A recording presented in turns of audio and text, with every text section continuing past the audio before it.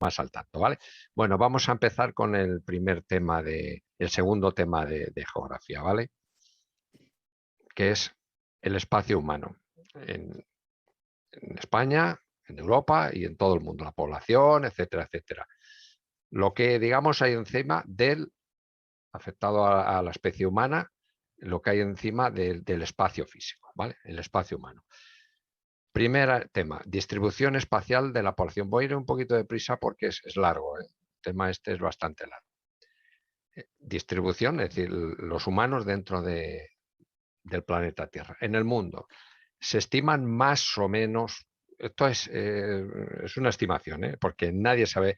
A veces lees y dicen, en el planeta Tierra vivimos 3.000, 4.000 millones de habitantes. La estimación que se hace más cercana es entre 7.000 y 8.000 millones, sin saberse. Recordar que hay países, la misma China, India, África, etcétera, en los que no hay el control de natalidad que tenemos en los países occidentales. Son estimaciones, ¿eh? Por eso dice, ¿cómo no se va a controlar? Pues efectivamente no se sabe a ciencia cierta, pero bueno, se estiman entre 7.000 y 8.000 millones de habitantes. Ya somos gente, ¿eh? Los focos más importantes en todo el mundo, más o menos los que os pongo ahí. Sur y sureste de Asia, el sur de China, eh, la franja, digamos, cercana al mar, eh, Japón, las Coreas, Europa Occidental, donde vivimos nosotros, y central, por supuesto, Alemania, Austria, etcétera, y la costa este de Estados Unidos. Hay núcleos repartidos por todo el mundo bastante grandes. Lógicamente, por ejemplo, en Estados Unidos la costa oeste también tiene, pero no son núcleos más aislados. Pero la costa este está muy masificada. Esos, digamos, son los focos más poblados del planeta Tierra. Europa, se estima igual, son estimaciones entre 750 y 800 millones de habitantes.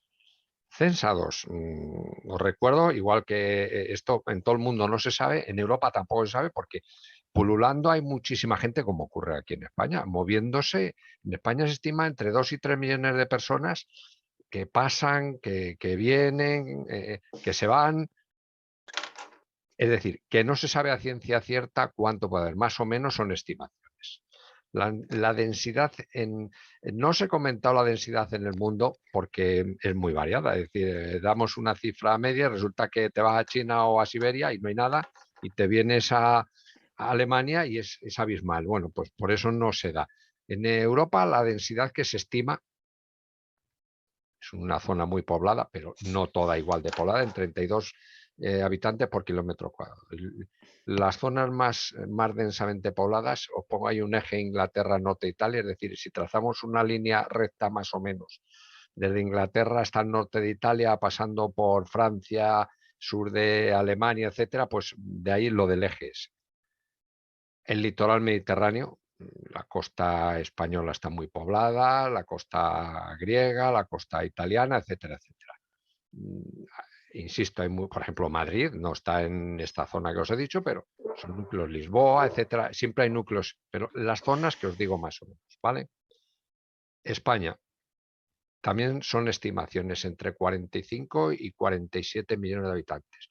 Depende de los censos, se hacen cada X años y aumentan o bajan y mucho por en España ahora mismo son igual que en el resto de Europa, son las migraciones las que pueden hacer variar que haya millón más, millón menos. Y lo que os decía antes, en España se estima entre 2 y 3 millones de personas que están pululando sin control, sin censo. Eso también hay que contar con ello. La densidad en España se estima en 93 habitantes por kilómetro cuadrado, igual que antes, que en Europa. Hay zonas muy pobladas, Madrid, todos lo conocemos, la costa la costa del Mediterráneo, y claro, también la época del año, ¿verdad? Si te vas a Valencia ahora, ¿cómo está? Y si te vas a Valencia dentro de unos meses, no está tanto. Bueno, pues lo que quiero decir es que la densidad un poco relativa, ¿eh? En general lo que se estima. Los focos más poblados en España, tenemos la zona norte, Bilbao, San Sebastián, Cantabria, etcétera. Madrid, por supuesto, Barcelona, la zona coste del Levante y algunos puntos de Andalucía, la zona de Málaga, etcétera, etcétera, ¿vale? Son las más densamente pobladas. Si os dais cuenta, excepto Madrid, todo lo demás está en la periferia. cosa que es muy contraria a lo largo de la historia, ¿verdad? Bueno, el hecho curioso de por sexos. Las mujeres desde hace muchos años son más mujeres. La proporción no es tan diferente, pero bueno, en millones de habitantes, cuando pongo aquí 102 mujeres por 100 hombres, entre tantos millones hay bastante diferencia, ¿verdad? Pero bueno, tampoco es que sea excesiva. La edad. Lo que tenemos en España ya lo sabemos, muy baja, no baja, sino muy baja natalidad y muy baja mortalidad. Es cierto que ahora con la pandemia ha aumentado bastante la mortalidad, pero bueno, entre tantos millones de habitantes tampoco es una cosa que haya que tener demasiado en cuenta. Se tiene en cuenta porque no es normal que muera tanta gente en tan poco espacio. Pero las características de la edad del envejecimiento en España es la baja natalidad y muy baja natalidad y muy baja mortalidad. Somos uno de los países con mayor esperanza de vida después de Japón. Ahí os coloco por sectores los empleados, en qué están empleados en general. El sector primario, ahora veremos después cuáles son los diferentes sectores. El 4,78, 5% de la población que trabaja. En el secundario, la industria, etcétera, casi el 30%, y en el terciario el mayor, es decir, el turismo, las comunicaciones, etcétera, etcétera, el transporte. Como veis, esto con el tiempo ha ido cambiando, siempre en detrimento del primario, también de detrimento del secundario y aumentando el terciario con las cosas con la forma de vida que tenemos hoy día. ¿Vale? Modelos demográficos.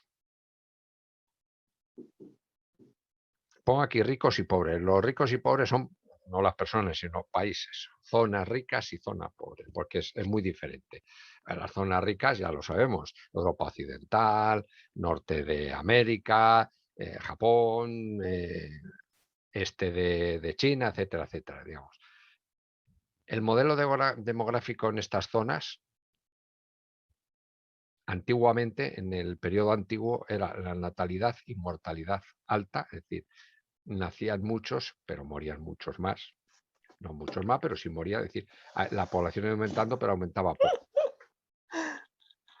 Revolución demográfica en los siglos XIX y XX ya empieza a cambiar. Hay una natalidad alta, igual que era en el régimen antiguo, y la mortalidad va bajando. De ahí que a partir del siglo XIX la población siempre ha ido creciendo, lógicamente, pero a ver quién anda por ahí con los ruidos, que se oye todo, por favor. Y queda grabado, ¿eh? Bueno, en esta época, natalidad alta y mortalidad a la baja. No es que fuera muy baja, pero sí a la baja. De ahí que desde el siglo XIX haya aumentado en proporción mucho la población. En el sistema moderno, es decir, a partir de la segunda mitad del siglo XX y lo que va del XXI, tanto la natalidad como la mortalidad en los países, digamos, ricos es baja. ¿Vale? Mortalidad baja, la esperanza de vida es muy grande, la natalidad cada vez es menor, ¿de acuerdo? ¿Veis cómo va cambiando? Zonas o países pobres. En el antiguo régimen la natalidad y la mortalidad era alta, como veis es igual que en las zonas ricas, pero con la revolución demográfica en el siglo XX y XXI, natalidad alta y mortalidad baja. ¿Qué cambia aquí? En que sigue la natalidad alta en estos países y aquí era la natalidad baja, ¿vale? Hay la gran diferencia que hay entre las zonas ricas y las zonas pobres, ¿vale? Dentro de los modelos demográficos, otra cosa importante son los factores de distribución. ¿Qué quiere decir esto? Pues a la hora de distribuirse la población en diferentes sitios, pues vamos a encontrar que los aspectos físicos son muy importantes. Cuando digo físicos no es lo mismo vivir en alta montaña, en los Pirineos, por ejemplo, que en los llanos. Es muy importante que haya agua corriente, ríos caudalosos o menos caudalosos, pero que haya agua o que no lo haya. Es decir, eh, como decía antes, el relieve, montañas, el clima, que sea muy caluroso, por ejemplo, en el desierto, no hay la misma población que hay en zonas con agua, el suelo, que la tierra sea rica, que sea pobre. Son, digamos, factores de distribución de la población físicos muy importantes. Luego tenemos los humanos, los factores de distribución humanos, los históricos. ¿Qué quiere decir históricos? Pues zonas que desde la historia, desde siempre, de siglos pasados, se iban creando núcleos de población en los que efectivamente intervenía los aspectos físicos. Pero eso hace que, por ejemplo, desde que Madrid se hizo capital allá por el 1500 y pico de España, por poner un ejemplo, pues fue acumulando población, simplemente por el hecho de ser capital, ¿verdad? De un país. Pues esos son factores históricos. Factores políticos. Eh, el mismo ejemplo de Madrid, el que un hecho que sea una capital, el que ahora mismo interese, no ahora, sino siempre, los factores políticos que decidan, quienes deciden, sean reyes, gobernantes, políticos, partidos políticos, etcétera, etcétera, que decidan que una población hay que trasladar la industria a una zona y son, ojo, y son factores políticos, es decir, yo voy a crear estas industrias en tal zona. Acordaros, cuando estudiábamos en España, el siglo XX, dónde empezó, o en finales del siglo XIX, principios del XX, dónde empezó la industrialización en España, estaba en el sur de España, Málaga, etcétera, los Altos Hornos. Políticamente se decidió que se trasladaran al norte por estar más próximos de Europa, etcétera, etcétera. Pues esos son factores políticos. Por supuesto, los económicos. Eh, porque Madrid es un foco de atracción de gente, porque hay empresas, hay industrias, hay riqueza. Entonces, esos son factores económicos. Si os vais a mi pueblo, que son pueblos pequeñitos, digo el mío como muchos otros, no hay trabajo nada más que agrícola o poco más. Entonces, factores económicos, ¿de acuerdo? Esos son los factores de distribución que hacen que unas zonas estén más pobladas que otras. Áreas productoras del mundo, principalmente en el sector primario. Ahora veremos explicado qué es el sector primario, el sector secundario, el terciario. El sector primario, la agricultura, etcétera, etcétera, predominan sobre todo en América Latina, digamos que desde Estados Unidos hacia abajo, México, el Centroamérica, Sudamérica, etcétera, la América Latina. África subsahariana, es decir, por debajo del Sáhara, todos los países de raza negra, el Congo, Uganda, etcétera, etcétera, etcétera, y por supuesto Asia. Eso es el sector primario, es decir, la agricultura, la ganadería, todo ese tipo de sector, ¿vale? En el sector secundario, la industria, etcétera, etcétera. En Europa, sobre todo, en América del Norte, cuando hablamos de América del Norte, Estados Unidos y Canadá, China, no toda China, pero casi toda, Japón, etcétera. Sector terciario y cuaternario. Digamos, es terciario, ya sabéis cuando hablamos de estos sectores, de que el cuaternario es una nueva concepto para diferenciarlo un poquito del terciario, pero es lo mismo, ¿eh? Europa coincide con el secundario, Japón, América del Norte, prácticamente coincide unos y otros, la tecnología, el turismo, etcétera, etcétera. Este es el sector terciario y cuaternario, ¿vale? Sistemas preponderantes, sistemas económicos que hay en el mundo, que se dan actualmente. El de subsistencia coincide con esos países en los que, o zonas, mejor dicho que países, en los que el sector primario es preponderante. Simplemente trabajan y viven para comer, poco más. Eso ocurre en muchos sitios, en gran parte de la población mundial, en mucha parte de Asia, mucha, por supuesto en África, en países sudamericanos o digamos de América Latina, eso ocurre. Sistema económico de subsistencia. En España este sistema, cuando lo vimos, llegaba hasta los años 60 prácticamente. Excepto cierta parte minoritaria de la población, España fue un país de economía de subsistencia, es decir, en los pueblos se trabajaba, comías lo que producías o lo que trabajabas. Sistema capitalista, que es el, digamos, el preponderante en el mundo. Por supuesto, los países, digamos, europeos, americanos, parte de Asia, no todo, ya lo veremos. El comunista, de ahí, por ejemplo, en China, la Unión Soviética, etcétera. Aunque, si os dais cuenta, aunque se definen como comunistas estos países, algunos más, Cuba, Venezuela, etcétera, etcétera, aunque no se define así, pero lo son, tienen parte de sistema económico capitalista, es decir, toman una cosa y otra en función de cómo les vaya, sin ser exactamente iguales, ¿eh? Porque hay ciertas limitaciones, todos las conocemos, ¿vale? Otro sistema económico, el de trueque. Esto todavía digamos que es un sistema económico todavía asociado al de subsistencia. ¿Qué es el sistema económico de trueque? Pues yo te doy, tú me das. Eso ocurría mucho en los pueblos. Yo te doy una vaca y tú me das un carro. Yo te doy esta tierra o yo te doy el producto de mis tomates y tú me das que has sembrado patatas. Eso, si os dais cuenta, se da en países tercermundistas, existe todavía eso, ¿eh? Aquí a lo mejor existe el sistema de trueque, te cambio el coche, te cambio, bueno, no que se dé, no sea que sea un sistema económico, pero hay países en los que sí se da todo esto, ¿vale? Movimientos migratorios. Y aquí os voy a explicar una serie de cosas que hay que tener hoy día que estamos hablando de las migraciones, migraciones y emigraciones. Movimientos migratorios. El movimiento de las personas se llama migración, de ahí movimientos migratorios, es decir, las personas que se mueven por muchas razones, ¿eh? Para ir a otros países, para ir a otra zona del mismo país, para ir de turismo, esos son movimientos migratorios, es decir, migración. Dentro de este movimiento migratorio hay dos conceptos, que son la inmigración y la emigración. ¿Qué es la emigración? Emigrar lo dice, emi, salir.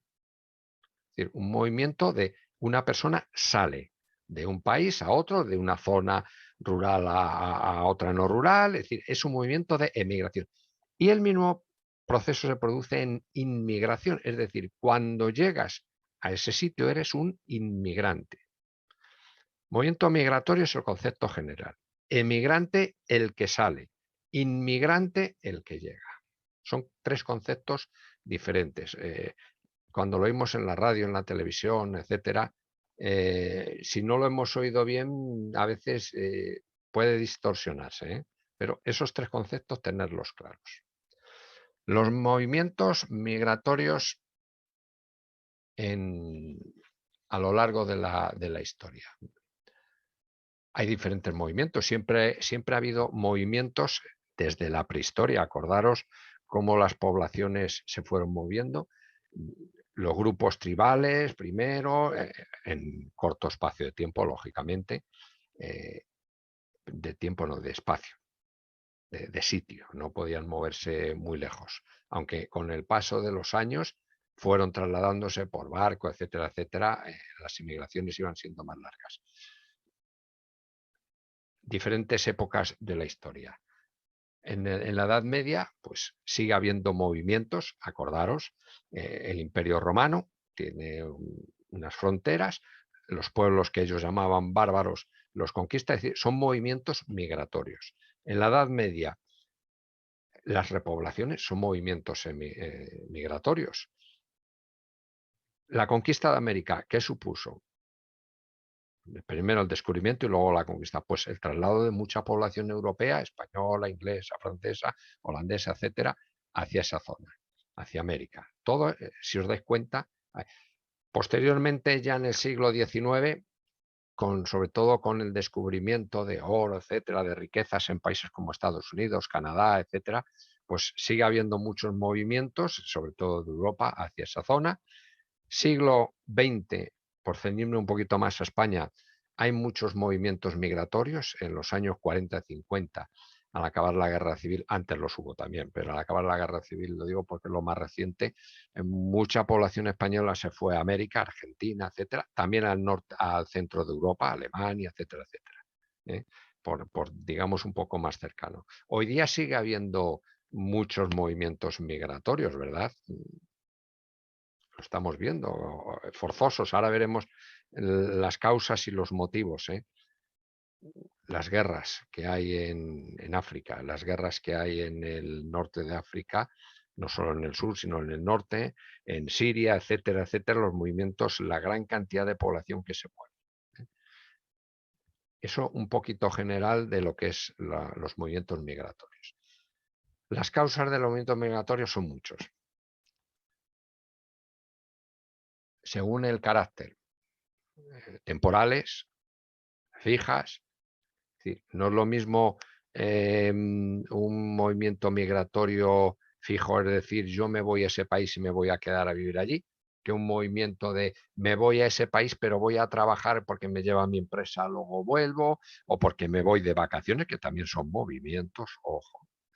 O me voy un tiempo a la ciudad a ver cómo me va, o al pueblo a ver cómo me va, ¿verdad? Hemos visto ahora con esto de la pandemia cómo mucha gente se ha ido a trabajar con esto del teletrabajo a las poblaciones rurales, ya están volviendo, porque por desgracia el pueblo no es tan bonito. Lo es para un corto de tiempo, pero cuando la gente a lo largo de la historia se ha ido viendo la población rural hacia la ciudad, por algo será, ¿verdad? Bueno, el tiempo, unos son temporales, corto espacio de tiempo, otros son definitivos, etcétera, etcétera. Por ejemplo, las guerras pueden ser para muchas personas definitivos, pero otros pueden ser mientras su país vuelve a la calma, vuelve a la tranquilidad, que vuelven otras. En el espacio o el lugar, es decir, el lugar, por ejemplo, pueden ser a otros países, a otros continentes, a la capital de tu provincia, al pueblo de al lado, a la capital de al lado, es decir, todo eso son movimientos migratorios con diferentes causas. Estoy generalizando un poquito, ¿eh? En Europa, pues siguiendo un poquito la historia de lo que hemos ido viendo, de lo que os comentaba antes, los movimientos migratorios, os hablaba de la época de Roma, que fue en Europa, lo que pasó en la Edad Media, como para repoblar determinadas zonas, pues se cogían de aquí, de allí donde había población y se trasladaba para repoblar, por ejemplo, en España o en Francia, etcétera, etcétera. En el siglo XIX hacia las ciudades donde se empieza a crear la industria, que atrae sobre todo mucha población. Siglo XX emigra mucha parte de Europa, también desde el descubrimiento de América emigra mucho a América, a Asia, estamos hoy día viendo, es decir, un poquito lo que os venía diciendo antes, que valía para España, para Europa y casi para el mundo, ¿vale?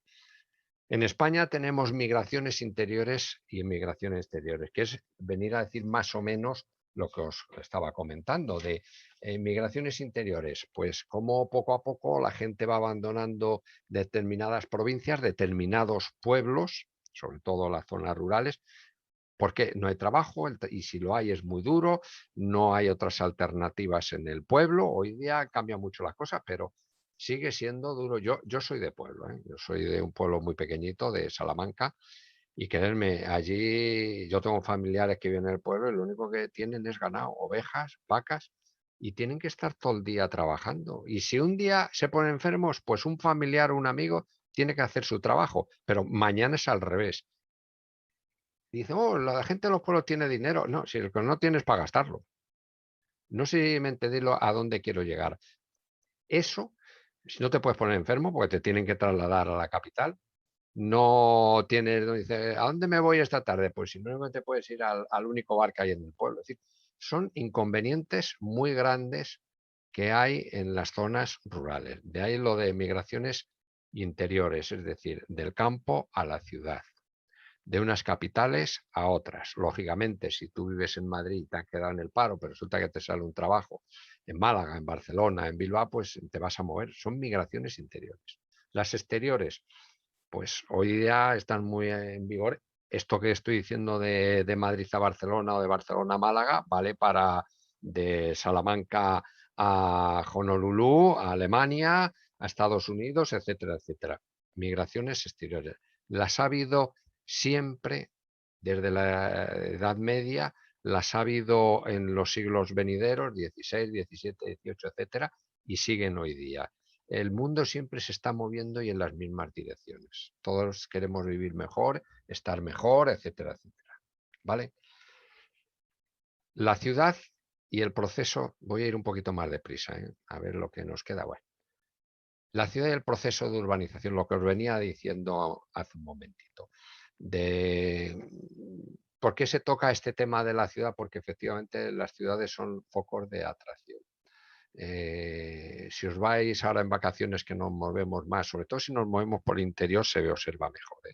Eh, Cada provincia, Zamora, Salamanca, Burgos, Toledo, etcétera, tienen una capital y 3 o 4 núcleos bastante grandes de población, que son los que acaparan, digamos, el entorno.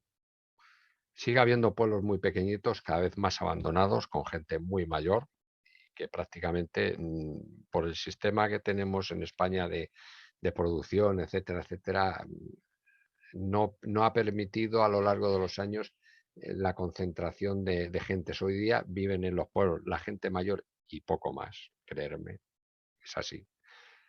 Y las ciudades son las que van acaparando todo el poder económico, político, social, etcétera, etcétera.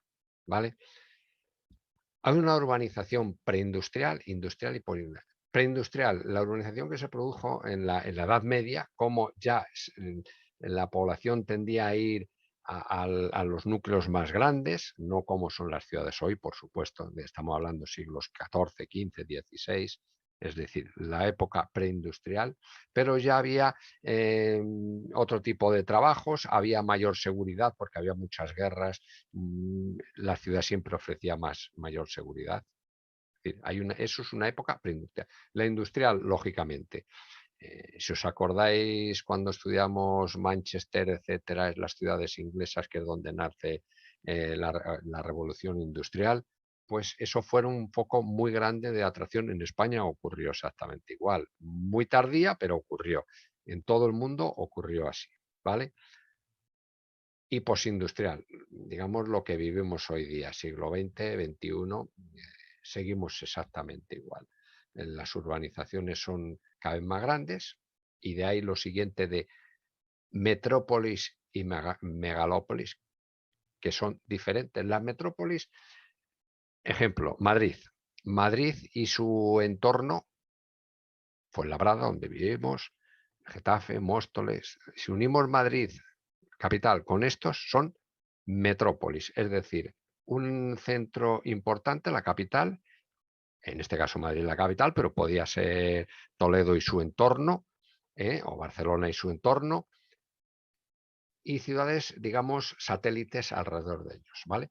Y luego está la megalópolis. La megalópolis, digamos, que Madrid, por ejemplo, todavía no es todavía, aunque vamos camino de ello.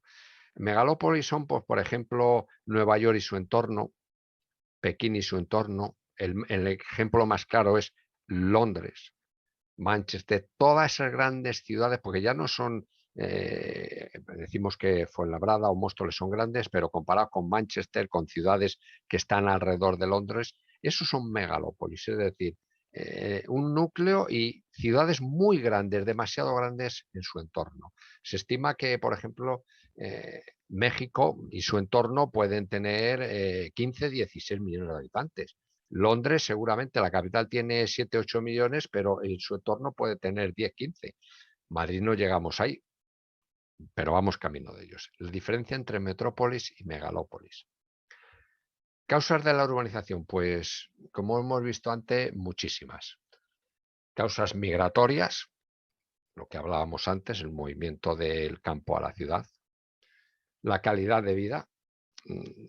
Algunos dirán que en las ciudades se tiene menos calidad de vida, pues según cómo se vea la cosa, claro. Tú puedes vivir en un pueblo pequeño y estar feliz, contento, tienes trabajo. Pero es que ahora me cojo el coche y me voy a la capital a ver un cine, el teatro, etcétera. Bueno, sí, pero hay veces que eso no se puede hacer. Entonces, entendemos como calidad de vida en que las zonas grandes tienen mayor calidad de vida, médicos, posibilidades de diversión, etcétera, etcétera. Pero no tiene por qué ser, esos son conceptos muy... Cada uno los puede entender de una manera diferente. Diversidad de estilo, por supuesto, en el pueblo no hay nada, los sitios pequeños no hay nada, en las grandes capitales, cuanto más grandes, pues más cantidad de posibilidades hay, ha ido a diversidad. Crecimiento natural, si hay más población, lógicamente hay más nacimientos, etcétera, etcétera, entonces siguen creciendo más. Por supuesto, más trabajo, que esa es la, digamos, la mayor y principal razón de que las ciudades tengan más habitantes. Eso trae, a su vez, la ciudad del proceso de urbanización unas repercusiones socioeconómicas y ambientales, buenas y malas. Socioeconómicas, digamos que mayor interrelación entre las personas, por supuesto, mayor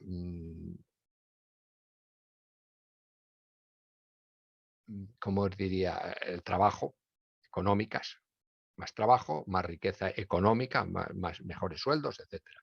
Y ambientales. Esto digamos que sería en principio la parte negativa. ¿Por qué? Pues porque contaminación, ruidos, etcétera, etcétera, etcétera.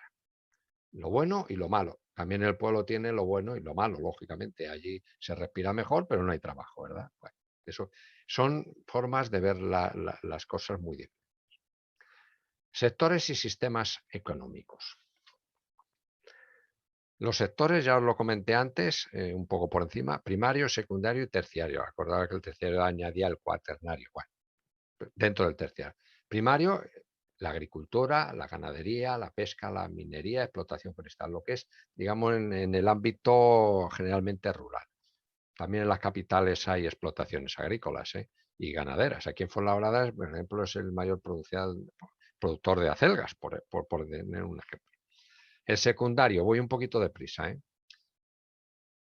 La industria, todo lo que atañe a la industria es el sector secundario. Factores industriales, pues los recursos naturales, capital, mano de obra, es decir, tipos de empresa, todo eso, digamos que entra dentro de el secundario, los factores industriales. Recursos naturales, cuando digo es, aquí vienen los productos que se han extraído del campo, ya sean para comer o para manufacturar, etcétera. Aquí viene el dinero, porque es donde está más gente y donde hay que moverlo. Mano de obra, pues lógicamente. Todo esto es dentro del secundario. Y luego el terciario, pues el transporte, el turismo, el comercio, que si os dais cuenta cuando pusimos antes el tanto por ciento, es mayoritario, el terciario. Pero ojo, si no hay agricultura, ganadería, etcétera, etcétera, si no hay industrias, nunca puede subsistir el terciario. Sí va a subsistir el primario y sí va a subsistir el secundario si no hubiese el terciario. Lo ayuda, lógicamente. ¿Vale? Espacios geográficos según la actividad económica. Voy deprisa. Componentes de los espacios importantes. La producción, hay que producir, digamos el primario. Distribuir, hay que llevarlo a los sitios. Y el consumo, es decir, una patata se produce en el campo, se distribuye, los transportes, etcétera, etcétera, y se consume. Vas a la tienda, lo compras y lo consumes. Son los componentes del espacio geográfico. Sectores, pues los mismos, es el primario, el secundario y el terciario. Agentes económicos. Las empresas, las familias y el Estado. El Estado, digamos que es el agente económico más importante. Hay muchos funcionarios, es el que ordena, el que manda, el que sostiene muchas cosas. Las familias, por supuesto, es un agente económico porque la familia, al fin y al cabo, se trabaja, se mueve todo para comer, para vivir, para disfrutar. Y las empresas, que son en realidad las que dan el trabajo. Esos son los agentes económicos más importantes. Aprovechamiento y futuro de los recursos naturales. Los recursos, ahora están de moda todas estas palabras. Tipo de recursos naturales, renovables y no renovables. Las renovables son aquellos que por su característica pues se pueden ir renovando. Los no renovables son aquellos, ya lo dice la misma palabra, que no se pueden renovar. Son palabras y conceptos muy nuevos, todos los estamos oyendo, ¿verdad? Los problemas de estos recursos es que se agotan y crean conflictos internacionales. Se agotan, por ejemplo, el petróleo se va agotando, el gas se irá agotando, etcétera, etcétera. Esto crea conflictos internacionales. Países que ahora son ricos ven cómo se puede escapar su riqueza, etcétera, etcétera. ¿Vale? Actividades económicas, impacto ambiental, medioambiental y recursos. Las fuentes de energía, como renovables y no renovables, tradicionales o no renovables, carbón, petróleo, gas, etcétera, y las alternativas o renovables, la hidráulica, la solar, eólica, geotérmica, maremotriz, biomasa, es decir, conceptos nuevos que hoy lo estamos viendo esto por todas partes, ¿vale? Desarrollo sostenible. Áreas en las que afecta, pues la sostenibilidad económica, social y ambiental. Económica, al fin y al cabo todo lo que se trata es de que haya una economía, porque si no la hay, sobra todo. Lo social, porque es donde vivimos, y la ambiental, donde respiramos, comemos, todos queremos que haya un desarrollo basado en estos tres conceptos, ¿eh? Que la economía prospere, que vivamos mejor y que respiremos y estemos mejor. Condiciones para el desarrollo sostenible y objetivos. Los objetivos están plasmados en la Carta de la Tierra, la Declaración Universal sobre la Diversidad Cultural. El impacto medioambiental y aprovechamiento de recursos, pues son los que afectan a la zona donde vivimos. Inversión térmica, lluvia ácida, es decir, inconvenientes, ozono, y afectan a la hidrosfera, a las presas, la contaminación, es decir, impacto medioambiental sobre todo en las grandes ciudades y en general en todo el planeta. ¿Vale? He ido muy deprisa ahora al final, pero es que se nos acaba el tiempo, chicos, ¿vale? Dentro de un rato hacemos test sobre el tema de la geografía física, ¿vale? Bueno, me despido de vosotros. Hasta luego. Hasta ahora.